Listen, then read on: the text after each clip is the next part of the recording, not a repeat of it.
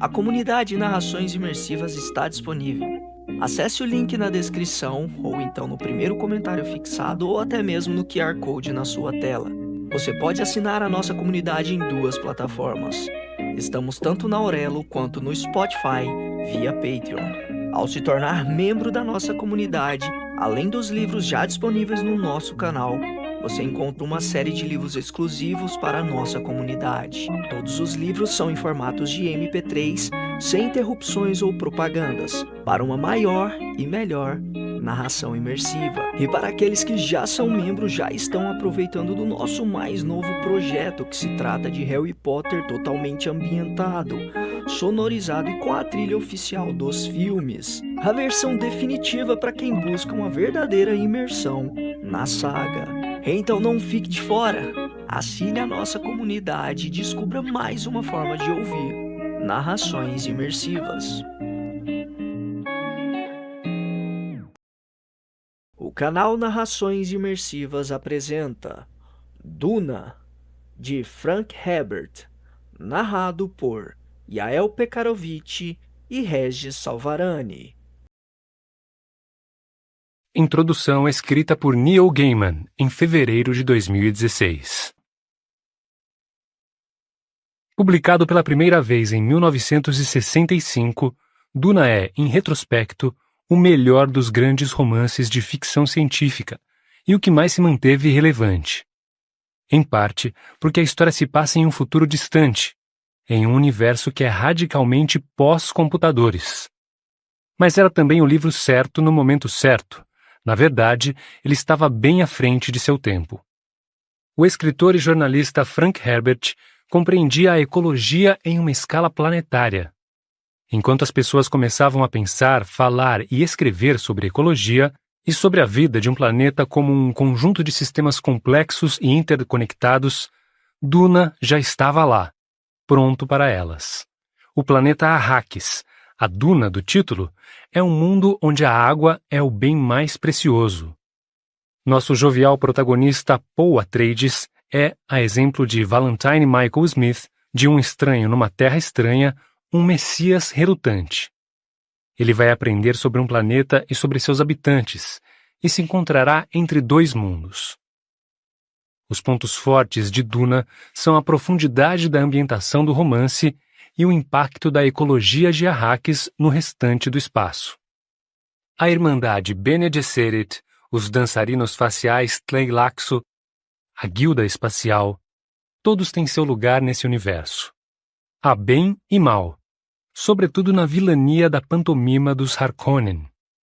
Aqui encontramos nobreza, tradição e avanços conceituais, conforme o mundo fica de ponta cabeça. Herbert retornaria ao mundo e ao futuro de Duna em muitos romances durante as décadas seguintes, mas sem o foco na ecologia e no abuso de poder que havia nos primeiros livros. Quando eu era garoto, li a continuação Messias de Duna. Nós tínhamos um exemplar em casa. Consequentemente, sempre considero Duna a primeira parte de um romance em 2 partes que se conclui com Messias de Duna, um romance sobre a ascensão e queda de um salvador guerreiro. Parte Alexandre o Grande, parte Lawrence da Arábia, parte sacrifício místico. E outros escreveriam mais histórias nesse universo após a morte do autor, com rendimentos decrescentes. Mas nenhum deles diminui as realizações e a grandiosidade de Duna.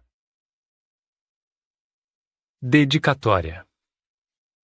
As pessoas cuja labuta ultrapassa as ideias e invade o domínio do real, aos ecólogos das terras áridas, onde quer que estejam, não importa a época, fica dedicada esta tentativa de profecia com humildade e admiração. Livro 1. Duna. É no início que se deve tomar com máxima delicadeza o cuidado de dar às coisas sua devida proporção. Disso toda a irmã Bene Gesserit sabe. Portanto, para começar a estudar a vida de Muad'Dib, tome o cuidado de primeiro situá-lo em sua época. Nascido no 57º ano do imperador Padishah Shaddam IV, E tome cuidado mais que especial de colocar Muad'Dib em seu devido lugar, o planeta Arrakis. Não se deixe enganar pelo fato de que ele nasceu em Caladan e ali viveu seus primeiros 15 anos. Arrakis, o planeta conhecido como Duna, será sempre o lugar dele. Excerto do Manual de Muad'Dib, da princesa Irulan. Na semana anterior à partida para Arrakis, quando a agitação dos últimos preparativos chegara a um furor quase insuportável, uma velha veio visitar a mãe do menino Paul. Era uma noite quente no castelo Caladan, e as pedras antigas que serviam de lar à família Atreides havia 26 gerações exalavam aquela sensação de suor resfriado que costumavam adquirir pouco antes do tempo virar. Fizeram a velha entrar pela porta lateral que ficava no fim da passagem abobadada, perto do quarto de Paul, e deram-lhe a oportunidade de espiar o jovem, deitado em sua cama. À meia luz de uma luminária suspensa que pairava perto do chão, o menino, acordado, viu uma volumosa forma feminina parada à porta, um passo à frente de sua mãe. A velha era a sombra de uma bruxa. Os cabelos eram um emaranhado de teias de aranha a cobrir-lhe as feições obscuras, e os olhos cintilavam feito joias. "Ele não é pequeno para a idade, Jéssica?" perguntou a velha. Sua voz chiava e arranhava como um balizet desafinado. A mãe de Paul respondeu com seu suave contralto. "É fato conhecido que os Atreides começam a crescer tarde, Vossa Reverência." Foi o que eu vi, chiou a velha. "Mas ele já tem 15 anos. Sim, Vossa Reverência." "Está acordado e nos ouve," disse a velha. "O tratantezinho dissimulado." Ela riu disfarçadamente. "Mas a realeza precisa ser dissimulada. E se ele for realmente o Kwisatz Haderach, bem." Nas sombras de sua cama, Paul tinha os olhos semicerrados. 2 globos ovalados, pássaros brilhantes, os olhos da velha, pareceram crescer e refulgir ao fitar os dele. "Durma bem, seu tratantezinho dissimulado," disse a velha. "Amanhã você precisará de todas as suas faculdades para enfrentar meu Gon-Jabbar." E ela se foi, empurrando a mãe dele para fora do quarto e fechando a porta com uma batida firme. Paul ficou deitado em vigília, perguntando-se: o que é um Gon-Jabbar? Em meio a toda a confusão daquele período de mudança, a velha foi a coisa mais estranha que ele já tinha visto. Vossa Reverência. E a maneira como a mulher se dirigira à mãe dele, Jéssica, como se ela fosse uma criada comum, e não o que era de fato, uma Bene Gesserit, a concubina de um duque e a mãe do herdeiro ducal. Será o Gon-Jabbar alguma coisa de Arrakis que eu tenho de conhecer antes de ir para lá?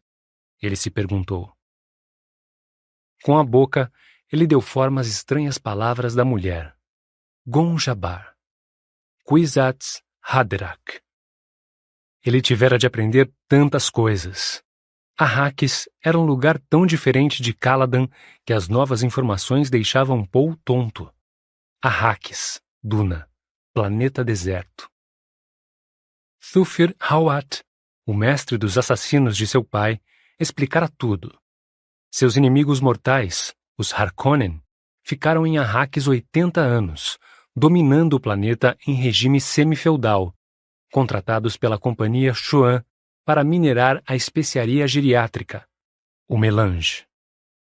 Agora, os Harkonnen estavam de partida e seriam substituídos pela Casa dos Atreides, com poderes feudais plenos, uma aparente vitória para o Duque Leto.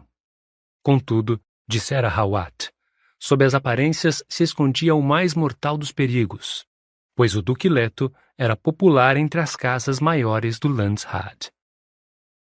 O homem popular incita a inveja dos poderosos, dissera Hawat. Arrakis, Duna, planeta deserto. Paul adormeceu e sonhou com uma caverna arraquina, onde se viu completamente cercado por pessoas em silêncio à luz fraca dos luciglobos. Havia ali algo de solene, era como uma catedral, e ele ouvia um som fraco, o pinga, pinga, pinga de água. Ainda imerso no sonho, Paul sabia que se lembraria dele ao acordar.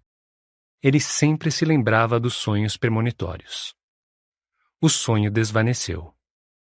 Paul despertou e viu-se em sua cama quente, pensando. O mundo do castelo Caladan, sem brinquedos nem companheiros da mesma idade, talvez não merecesse sua tristeza quando chegasse a hora de se despedir. O Dr. Yui, seu professor, dera a entender que o sistema de classes Falfreluches não era seguido à risca em Arrakis. O planeta abrigava um povo que vivia na orla do deserto, sem Cade nem Bashar que o governasse. Um povo arisco chamado Fremen, sem registro nos censos da Hégate Imperial. Arrakis, Duna, planeta deserto. Paul percebeu que estava tenso e decidiu praticar uma das lições mente-corporais que sua mãe lhe ensinara. Acionou as respostas com 3 inspirações rápidas. Mergulhou na percepção flutuante. Focalizar a consciência. Dilatação da aorta. Evitar o mecanismo desfocado da consciência. Estar consciente por escolha própria. O sangue enriquecido a inundar as regiões de sobrecarga. Não se obtém alimento, segurança, liberdade somente por instinto. A consciência animal não vai além do imediato nem penetra a ideia de que suas vítimas podem ser extintas. O animal destrói e não produz. Os prazeres animalescos não se afastam dos níveis sensuais e fogem aos perceptuais. O ser humano exige uma rede de contextos para enxergar seu universo.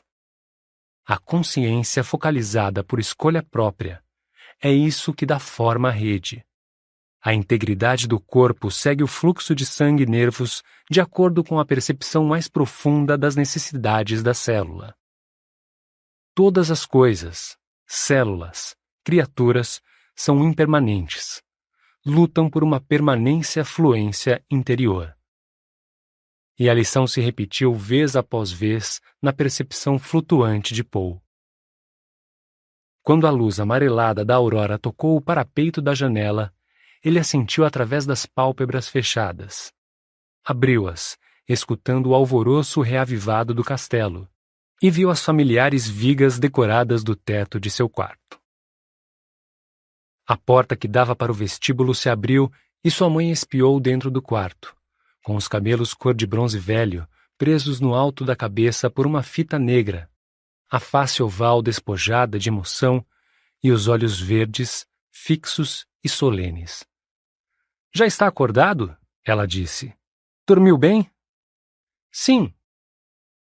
Ele a estudou em toda a sua altura. Viu um vestígio de tensão nos ombros quando ela se pôs a escolher roupas para ele, tirando-as das prateleiras do closet. Outra pessoa não teria notado a tensão, mas ela o treinara na doutrina Bene Gesserit, nas minúcias da observação. Ela se virou, com um paletó quase formal nas mãos. O traje ostentava o gavião vermelho, o timbre dos Atreides, no bolso de cima. — Vista-se rápido, ela disse. A reverenda madre está esperando. — Sonhei com ela uma vez, comentou Paul. — Quem é ela? — Ela foi minha professora na escola da Ordem Bene Gesserit. Agora, ela é a proclamadora da verdade do imperador. — E Paul? Ela hesitou. — Fale-lhe de seus sonhos. — Farei isso. Foi por causa dela que ganhamos Arrakis? Nós não ganhamos Arrakis. Jessica sacudiu o pó de um par de calças e pendurou-o com o paletó sobre o toucador ao lado da cama. Não faça a reverenda madre esperar. Paul sentou-se sobre a cama e abraçou os joelhos.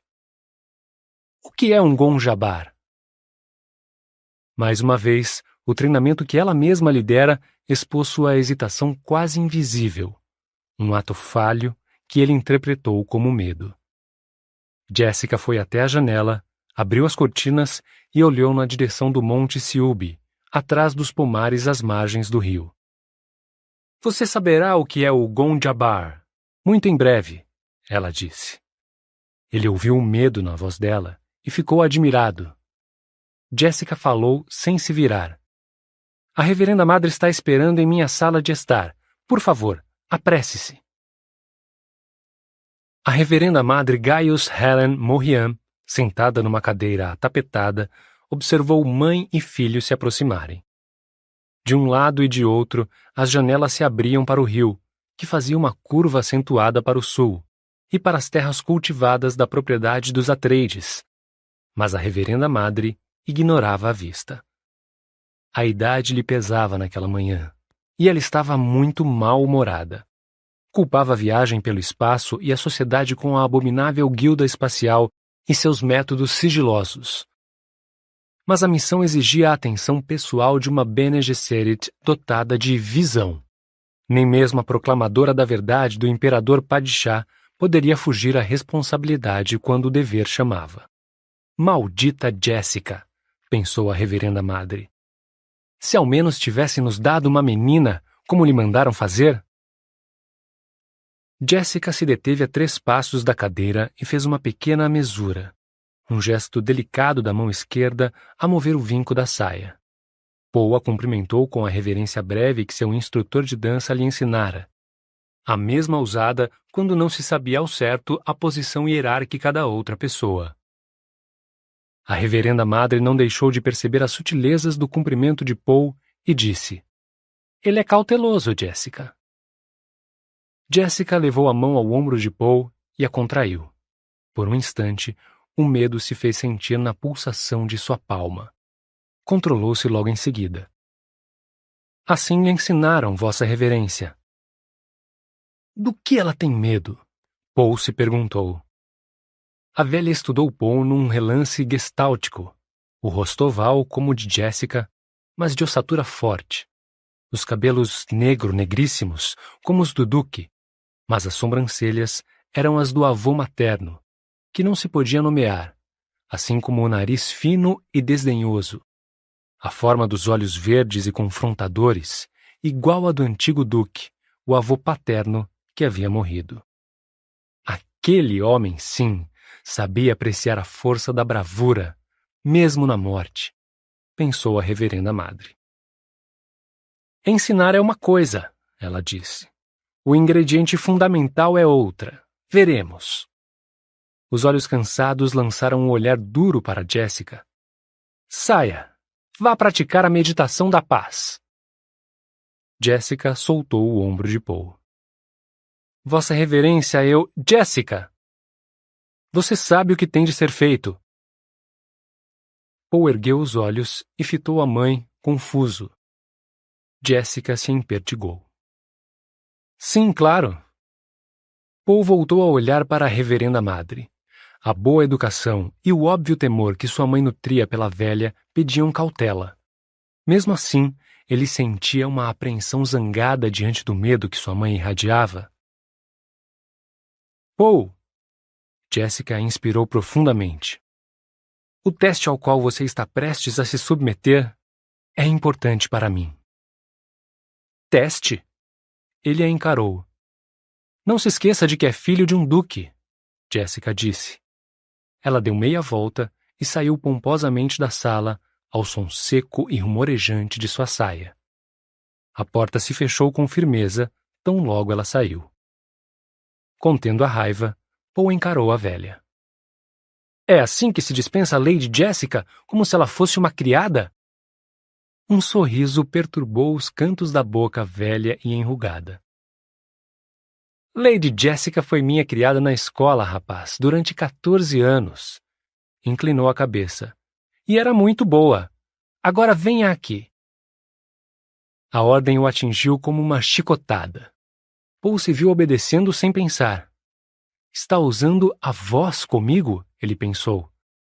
Deteve-se a um gesto da mulher bem perto de seus joelhos. "Está vendo isso?" ela perguntou. Das pregas de suas vestes ela retirou um cubo de metal verde com cerca de 15 centímetros de lado. Ela o girou e Paul viu que um dos lados do cubo estava aberto. Era negro e estranhamente assustador. A luz não penetrava aquele negror escancarado. "Insira a mão direita na caixa", ela disse. O medo tomou Paul de assalto. Ele começou a recuar, mas a velha disse: "É assim que obedece a sua mãe?" Ele fitou os olhos pássaro brilhantes. Lentamente, sentindo a compulsão e incapaz de inibi-la, Paul introduziu a mão na caixa. Sentiu primeiro uma frialdade, como se o negror se fechasse em volta de sua mão. Depois, o contato oleoso do metal em seus dedos e um formigamento, como se sua mão estivesse dormente. A fisionomia da velha foi tomada por uma expressão de predador. Ela tirou sua mão direita da caixa e a deixou parar perto do pescoço de Paul. Ele viu um brilho metálico e começou a se virar na direção. "Pare!" ela gritou. "Está usando a voz de novo." Ele voltou a fitar o rosto da mulher. "Seguro contra o seu pescoço o Gonjabar", ela disse. "O Gonjabar, o inimigo despótico. É uma agulha com uma gota de veneno na ponta." Não se afaste, ou então provará o veneno." Paul tentou engolir em seco. Não conseguia desviar os olhos daquele rosto velho e enrugado, dos olhos cintilantes, das gengivas lívidas em volta de dentes argênteos, que refulgiam quando ela falava. "O filho de um duque precisa conhecer os venenos", ela disse. "Assim são os tempos em que vivemos, hein? Musk para envenenar a bebida. Almaz para envenenar a comida.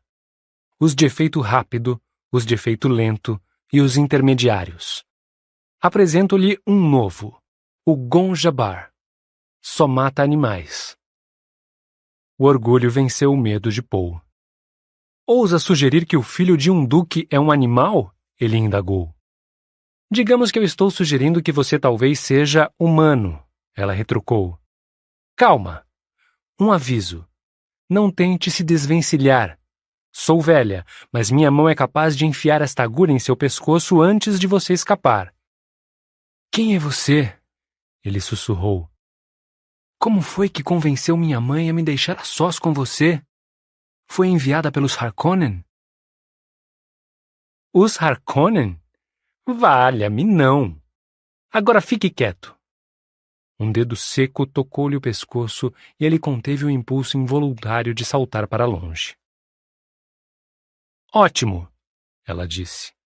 "Você passou no primeiro teste. Agora eis como será o resto. Se remover a mão da caixa, você morrerá. Essa é a única regra. Mantenha a mão dentro da caixa e você viverá. Retire-a e morrerá." Paul inspirou fundo para refrear o tremor. "Se eu gritar, os criados cairão sobre você em questão de segundos e você morrerá." "Os criados não conseguirão passar por sua mãe que está de guarda do outro lado daquela porta. Pode contar com isso. Sua mãe sobreviveu ao teste. Agora é sua vez. Sinta-se honrado. Raramente submetemos as crianças do sexo masculino a esta prova." A curiosidade reduziu o medo de Paul a um nível controlável. Ele ouvira a verdade na voz da anciã. Não havia como negar. Se sua mãe estava de guarda lá fora, se era realmente um teste, e o que quer que fosse, ele sabia que estava enredado. Era prisioneiro daquela mão em seu pescoço, o Gonjabar. Ele se lembrou da resposta da litânia contra o medo, extraída do rito das Bene Gesserit que sua mãe lhe havia ensinado. "Não terei medo. O medo mata a mente. O medo é a pequena morte que leva à aniquilação total. Enfrentarei meu medo. Permitirei que passe por cima e através de mim. E quando tiver passado, voltarei o olho interior para ver seu rastro. Onde o medo não estiver mais, nada haverá. Somente eu restarei." Ele sentiu a calma voltar e disse: "Vamos logo com isso, velha." "Velha?" ela ralhou. "Você tem coragem, isso é inegável." "Bem, veremos, meu senhor." Ela se inclinou na direção dele e abaixou a voz, reduzindo-a quase a um sussurro. Você sentirá dor nessa mão dentro da caixa. Dor. Mas se retirá-la, tocarei seu pescoço com meu gonjabar, e a morte será tão rápida quanto o machado do carrasco. Se remover a mão, o gonjabar tomará sua vida. Entendeu? O que há na caixa? Dor. Ele sentiu o formigamento na mão aumentar e apertou os lábios. Como é que isso pode ser um teste? Ele se perguntou. O formigamento se transformou em coceira. A velha disse: Já ouviu falar de animais que roem a pata para escapar de uma armadilha? É o tipo de truque que um animal usaria. Um ser humano ficaria preso, resistiria à dor e fingiria estar morto para que pudesse matar o caçador e acabar com essa ameaça à sua espécie. A coceira transformou-se na mais leve ardência. Por que está fazendo isto? Ele indagou. Para determinar se você é humano, fique quieto. Paul cerrou o punho da mão esquerda quando a sensação de ardência na outra mão aumentou. Ela crescia aos poucos. Calor e mais calor. E mais calor. Sentiu as unhas da mão livre perfurarem-lhe a palma. Tentou flexionar os dedos da mão que queimava, mas não conseguiu movê-los. Está queimando, ele murmurou. Silêncio! A dor latejante subiu-lhe pelo braço. O suor brotou de sua testa. Cada fibra de seu corpo gritava para que ele removesse a mão daquele fosso ardente, mas o gonjabar. Sem virar a cabeça, ele tentou mover os olhos para ver aquela agulha terrível que pairava perto de seu pescoço. Percebeu que ofegava. Tentou acalmar a respiração e não conseguiu. Dor. Seu mundo se esvaziou de todo, a não ser por aquela mão imersa em agonia e o rosto envelhecido, a poucos centímetros de distância, perscrutando-o. Seus lábios estavam tão secos que ele teve dificuldade para separá-los. Como queima! Como queima! Em sua mente, sentiu a pele da mão torturada encaracolar e enegrecer, e a carne crestada cair até restarem somente ossos carbonizados. E então, cessou. Como se tivessem desligado o interruptor, a dor cessou. Paul sentiu o braço direito estremecer, sentiu o suor banhar seu corpo. Já basta, murmurou a velha. Kuahad. Até hoje, nenhuma criança do sexo feminino teve de aguentar tanto tempo.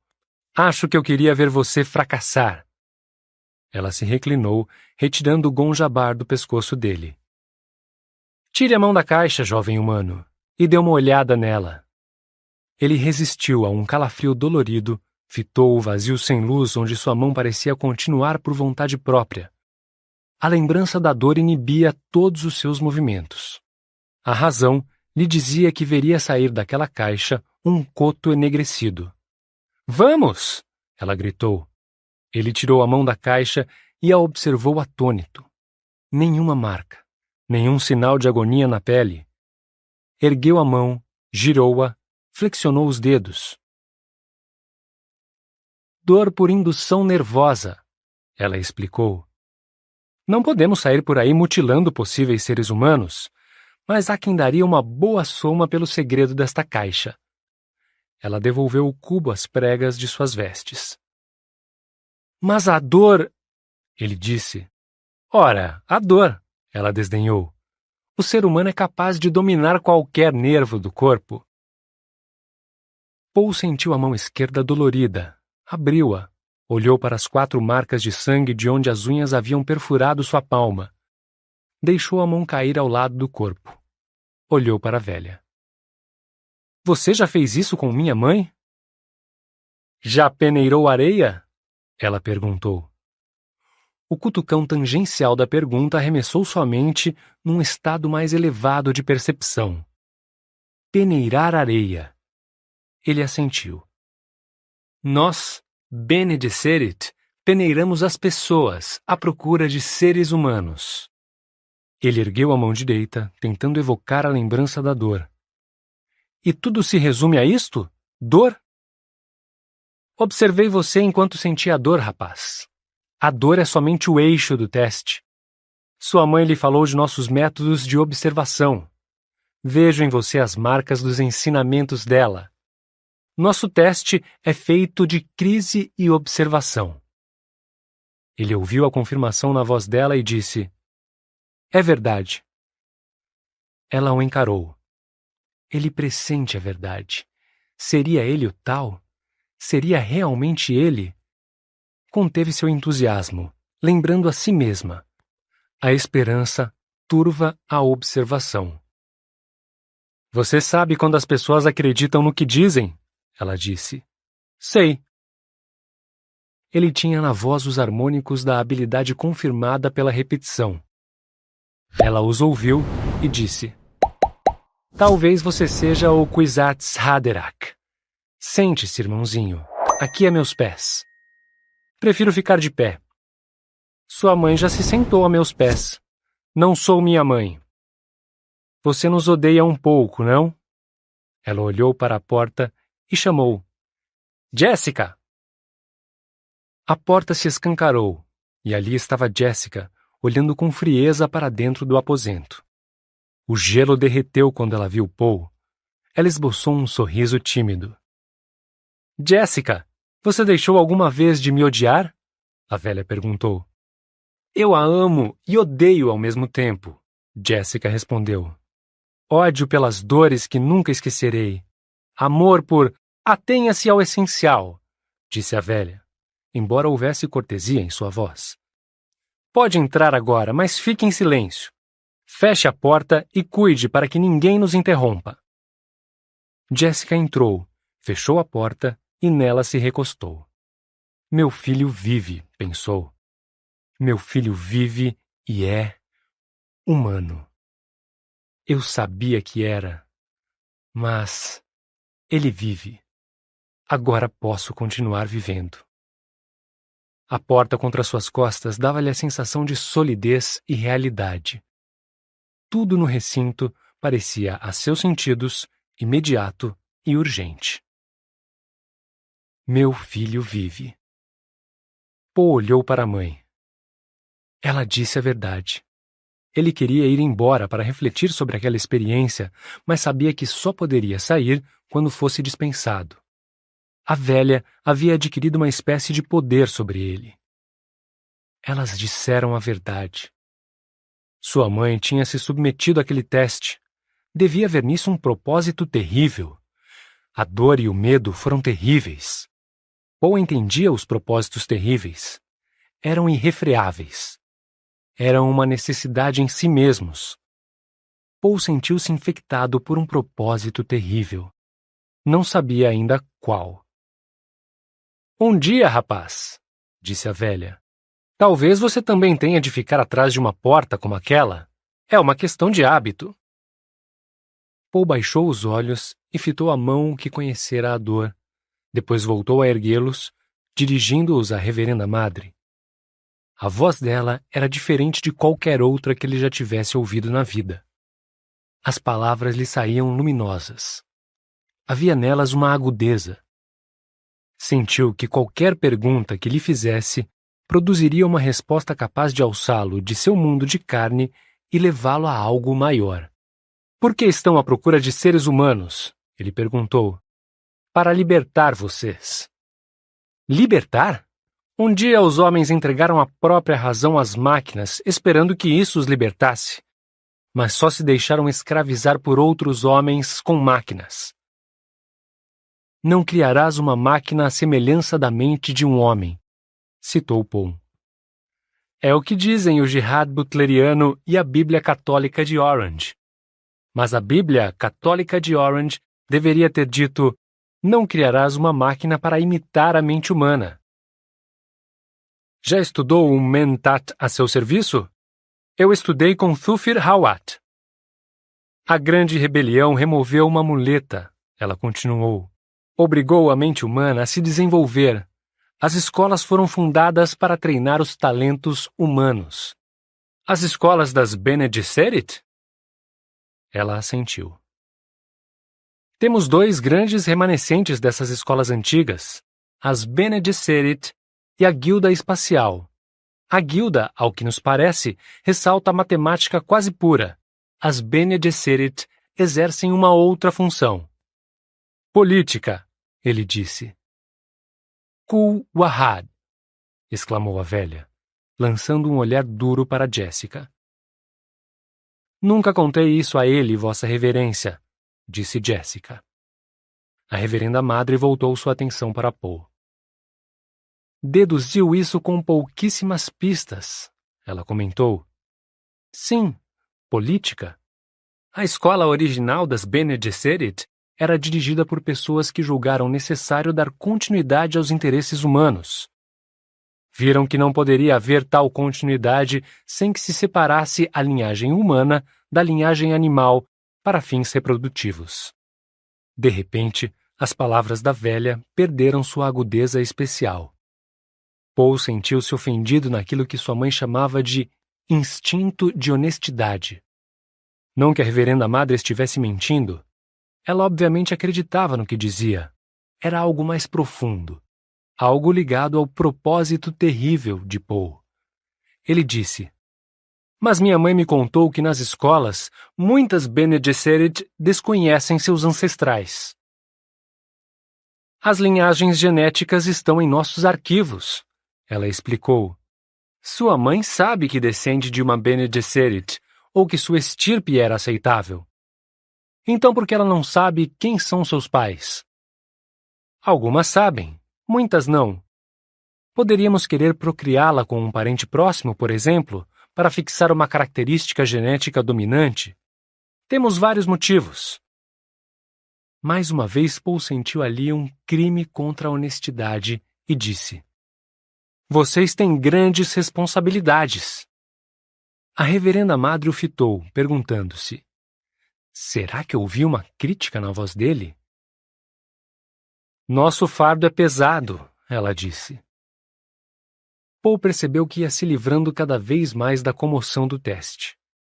Ele mediu a velha com o olhar e perguntou, você disse que talvez eu seja o Kwisatz Haderach. O que é isso? Um Gonjabar humano? Paul, interveio Jessica. Não use esse tom com deixe que eu cuido disso, Jessica, cortou a velha. Ora, meu rapaz, você conhece a droga da proclamadora da verdade? Vocês a tomam para aprimorar o dom de detectar mentiras, ele respondeu. Minha mãe me contou. Você já viu o transe da verdade? Ele chacoalhou a cabeça. Não. A droga é perigosa, ela disse, mas nos concede a intuição. Agraciada com a dádiva da droga, a proclamadora da verdade enxerga muitos lugares de sua memória, a memória de seu corpo. Estudamos inúmeras vias do passado, mas somente as vias femininas. A voz dela assumiu um tom tristonho. Mas há um lugar que nenhuma proclamadora da verdade enxerga. Ele nos repele e aterroriza. Dizem que um dia virá um homem que encontrará no dom da droga seu olho interior. Ele verá o que não podemos ver, o passado feminino e o masculino. Seu Kwisatz Haderach? Sim, aquele que é capaz de estar em muitos lugares ao mesmo tempo, o Kwisatz Haderach. Muitos homens provaram a droga, muitos mesmo, mas nenhum teve êxito. Eles tentaram e fracassaram, todos eles? Ah, não, ela meneou a cabeça. Eles tentaram e morreram. Tentar entender Muad'Dib sem entender seus inimigos mortais, os Harkonnen, é tentar enxergar a verdade sem conhecer a mentira. É tentar ver a luz sem conhecer a escuridão. Não é possível. Excerto do Manual de Muad'Dib da Princesa Irulan. Era o globo em relevo de um planeta parcialmente escondido nas sombras que girava, impelido por uma mão gorda e cheia de anéis brilhantes. O globo descansava sobre um pedestal assimétrico, junto a uma das paredes de uma sala sem janelas, em que as outras paredes apresentavam um mosaico de pergaminhos, bibliofilmes, fitas e rolos de película multicoloridos. A sala era iluminada por esferas douradas que pairavam em campos suspensores portáteis. Uma escrivaninha elipsoide, com tampo de madeira de elaca petrificada, cor de rosa jade, erguia-se no centro da sala. Ao redor, havia cadeiras veriformes suspensas, e 2 delas estavam ocupadas. Na primeira, sentava-se um jovem de cabelos escuros por volta dos 16 anos, de face redonda e olhos soturnos. A outra sustentava um homem esguio, baixo e de rosto efeminado. Tanto o jovem quanto o homem olhavam fixamente para o globo e para a pessoa meio escondida nas sombras que o fazia girar. Uma risada soou ao lado do globo, e do riso saiu uma retumbante voz de baixo. Aí está, Piter, a maior ratoeira da história. E o Duque segue direto para a armadilha. Não é magnífico o que estou fazendo? Eu, o Barão Vladimir Harkonnen? Certamente, Barão, disse o homem. Sua voz era de um tenor, com um timbre delicado e musical. A mão gorda baixou sobre o globo e o deteve. Agora todos os olhos presentes na sala poderiam se concentrar naquela superfície imóvel e ver que era o tipo de globo feito para os colecionadores ricos ou os governadores planetários do Império. Tinha nele a marca característica do artesanato imperial. As linhas de latitude e longitude foram assentadas com finíssimos fios de platina. As calotas polares eram incrustações dos mais belos diamantes leite-nebulosos. A mão gorda se moveu, traçando os pormenores da superfície. Convido vocês a observar, ribombou a voz de baixo. Observe de perto, Piter. E você também, Feyd-Rautha, meu querido. De 60 graus norte a 70 graus sul, estas ondulações primorosas. A cor não lembra deliciosos caramelos? E em lugar nenhum se vê o azul de lagos, rios ou mares.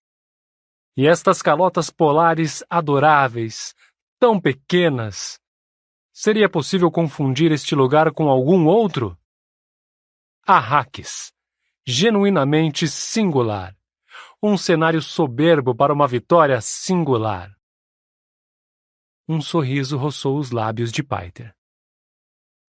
E pensar, barão, que o imperador Padishah acredita ter dado ao duque o planeta da especiaria, que pertence ao barão. Que conveniente. Que declaração absurda, ribombou o barão. Você diz isso para confundir o jovem Feyd-Rautha, mas não é necessário confundir meu sobrinho. O jovem, de rosto soturno, se mexeu. Alisou uma prega dos trajes justos e pretos que vestia. Endireitou-se na cadeira, quando uma batida discreta à porta da parede atrás dele se fez ouvir.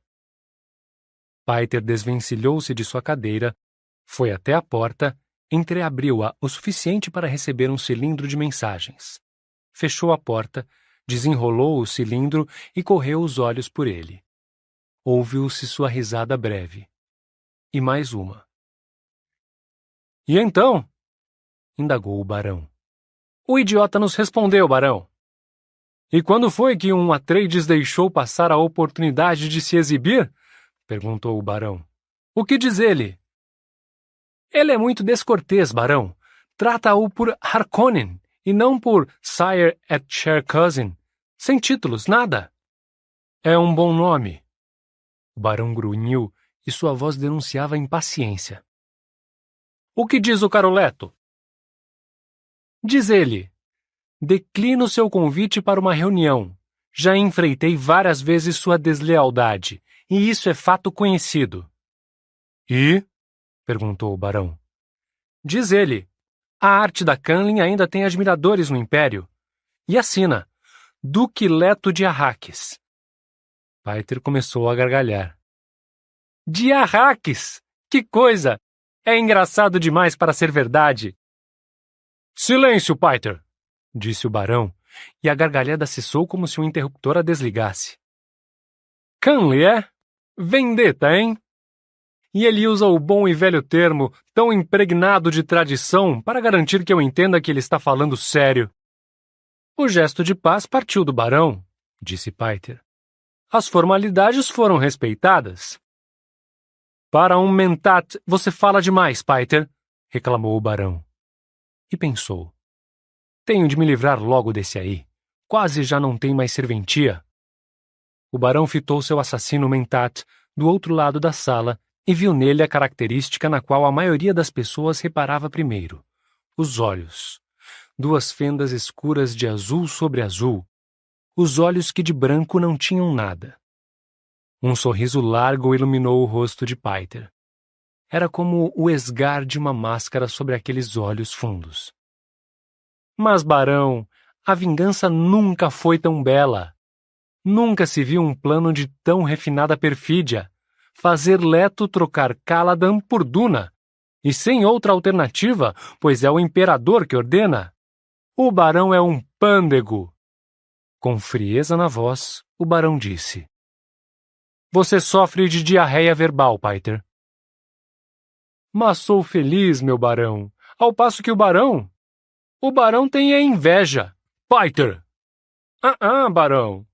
Não é lamentável que não tenha sido capaz de arquitetar essa trama deliciosa sozinho? Um dia desses ainda mando estrangular você, Piter. Tenho certeza de que sim, barão. Enfim.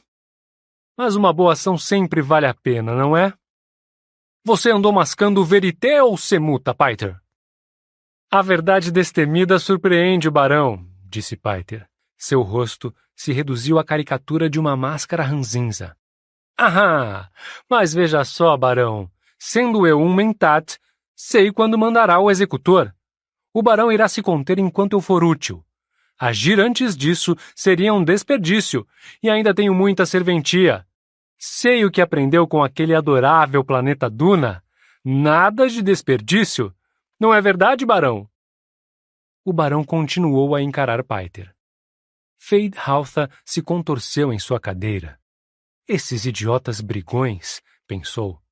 Meu tio não é capaz de conversar com seu mentat sem discutir. Será que acham que eu não tenho nada a fazer além de ouvir seus bate-bocas? Feyd, disse o barão.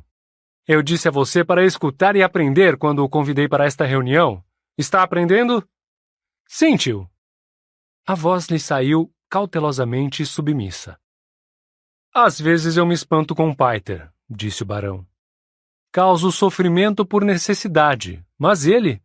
Posso jurar que ele se delicia com isso. Quanto a mim, tenho pena do pobre Duque Leto. O Dr. Iwi logo irá traí-lo e será o fim dos Atreides. Mas é certo que Leto saberá quem instruiu o dócil doutor. E saber disso será uma coisa terrível. Então por que não instruiu o médico a enfiar um Kinjal entre as costelas de Leto, o que seria mais discreto e eficaz? Piter perguntou. Você diz ter pena, mas... O Duque precisa saber que fui eu o causador de sua ruína, disse o barão. E isso tem de chegar aos ouvidos das outras casas maiores. Saber disso as fará pensar 2 vezes. Ganharei um pouco mais de espaço de manobra. A necessidade é óbvia, mas não preciso gostar disso. Espaço de manobra, desdenhou Piter. O imperador já está de olho no barão. O barão age com demasiada audácia. Um dia desses, o imperador mandará 1 ou 2 legiões de seus Sardaukar descer aqui em Guiede Primo e será o fim do barão Vladimir Harkonnen. Você adoraria ver isso acontecer, não é, Piter? O barão perguntou. Você teria prazer em ver o corpo dos Sardaukar pilhar minhas cidades e saquear meu castelo. Você realmente adoraria isso. O barão ainda pergunta? Murmurou Piter. Você deveria ser Bashar da corporação, disse o barão. Gosta demais de sangue e dor. Talvez eu tenha me precipitado ao prometer os despojos de Arrakis. Piter deu 5 passos curiosamente afetados pela sala e parou bem atrás de Feydhauta. Havia uma atmosfera tensa no recinto e o jovem ergueu os olhos na direção de Piter, com o senho preocupado e franzido. Não brinque com Piter, barão, disse o Mentat. Você me prometeu Lady Jessica. Você a prometeu para mim. Para quê, Piter? Perguntou o barão. Dor? Piter o encarou, prolongando o silêncio. Feydhauta moveu sua cadeira suspensa de lado e disse: Tio, tenho mesmo de ficar? Disse que... Meu querido Feydhauta está ficando impaciente, disse o barão, mexendo-se nas sombras ao lado do globo. Paciência, Feyd. Voltou sua atenção mais uma vez para o Mentat. E quanto ao duquezinho? O menino Paul, meu caro Piter. A armadilha irá trazê-lo até o barão. Piter resmungou. Não foi isso que perguntei, disse o barão. Você deve se lembrar de ter predito que a bruxa Bene Gesserit daria uma filha ao duque. Você errou, hein, Mentat? Eu não costumo errar, barão, Piter disse, e pela primeira vez havia medo em sua voz. Admita, eu não costumo errar.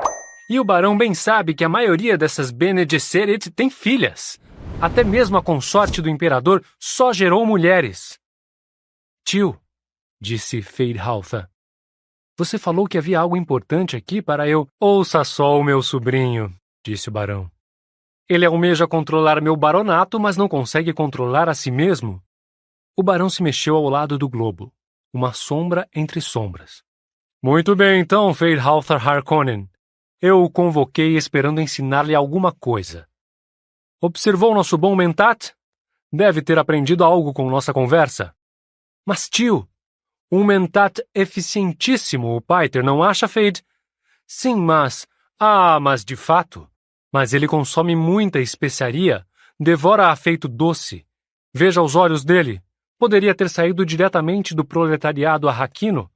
Eficiente, o Piter, mas ele ainda é emotivo e propenso a acessos passionais. Eficiente, o Piter, mas ele ainda é capaz de errar. Piter falou num tom grave e soturno. Chamou-me aqui para depreciar minha eficiência com críticas, barão? Depreciar sua eficiência? Você sabe que eu não faria isso, Piter. Desejo apenas que meu sobrinho entenda as limitações de um Mentat. Já está treinando meu substituto?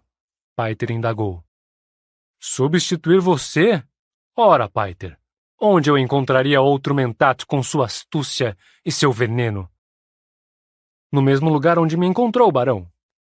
Talvez eu devesse tentar. O barão contemplou a ideia. Você parece mesmo um pouco instável ultimamente. E a especiaria toda que come... Meus prazeres são caros demais, barão?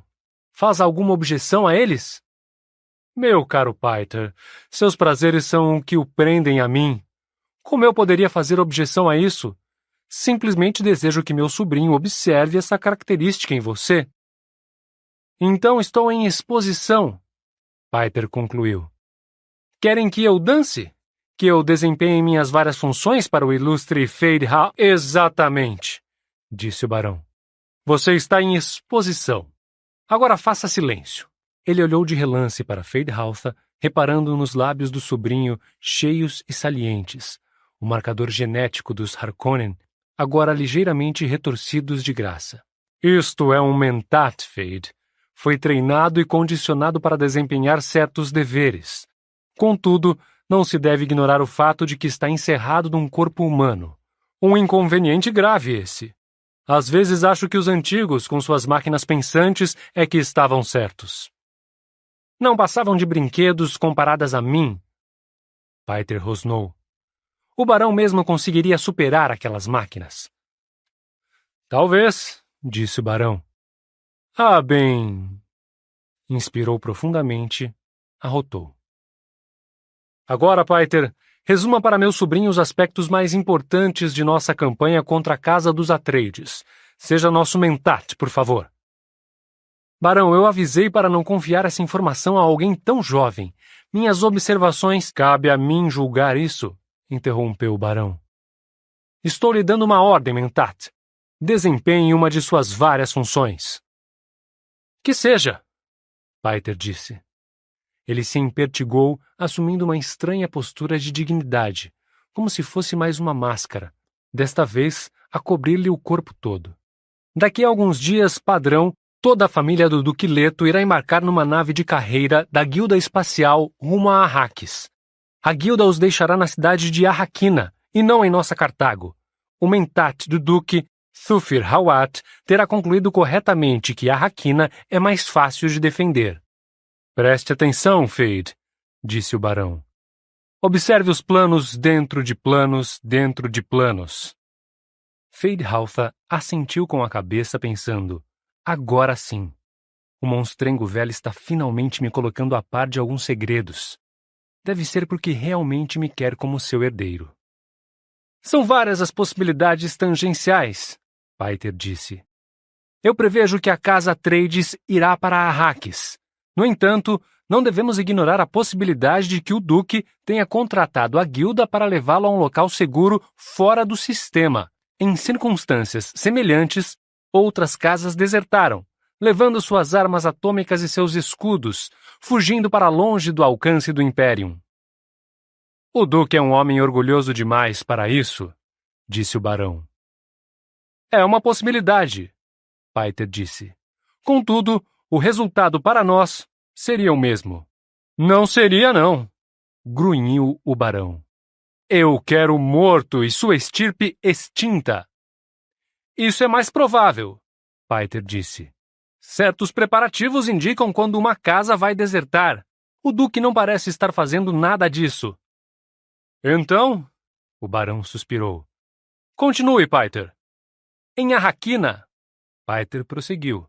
O Duque e sua família irão ocupar a residência oficial, que há pouco tempo era o lar do Conde Ferenc e sua esposa.